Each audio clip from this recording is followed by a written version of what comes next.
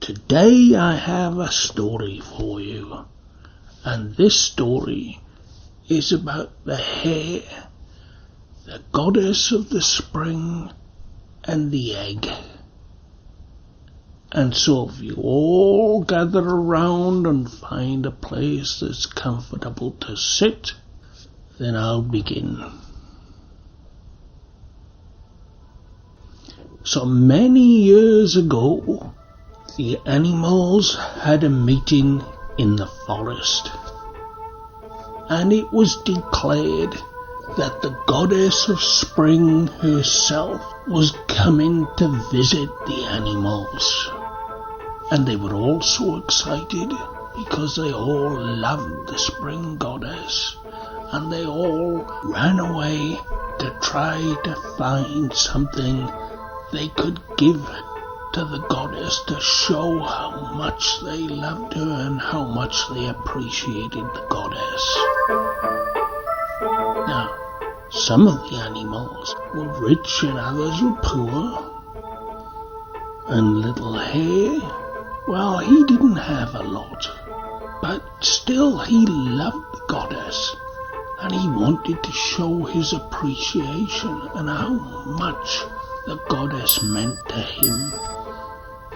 So he ran away to his little barrow, and he looked everywhere for a gift for the goddess. But he didn't have much. He couldn't find anything under the table. He couldn't find anything under the bed. He looked in the cupboards, and he looked in the larder, and all he had in the larder was one solitary egg. Now it's not much, he thought, but it will have to do. Perhaps I can do something with it. And so he took the egg, and he got some paints, and he painted it brightly with lovely patterns, and he put his heart and soul into decorating this egg so that it looked beautiful.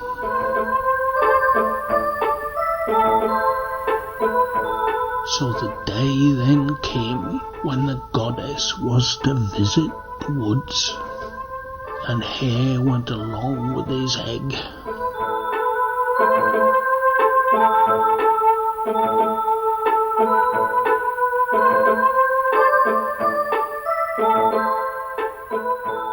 Now all the animals were already there, and they all one by one went up to meet the goddess and presented her with their gift.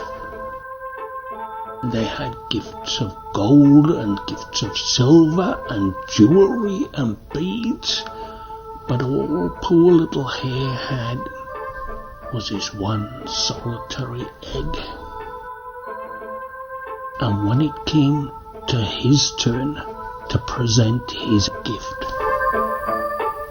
he sheepishly walked up to the goddess, hiding his egg behind his back.